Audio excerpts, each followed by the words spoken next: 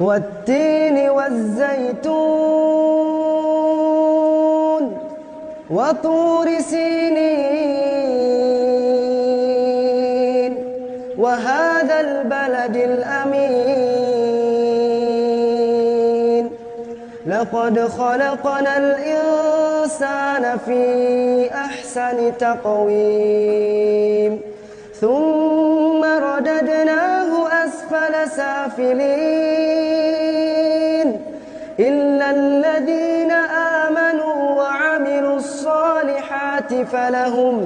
فلهم أجر غير ممنون فما يكذبك بعد بالدين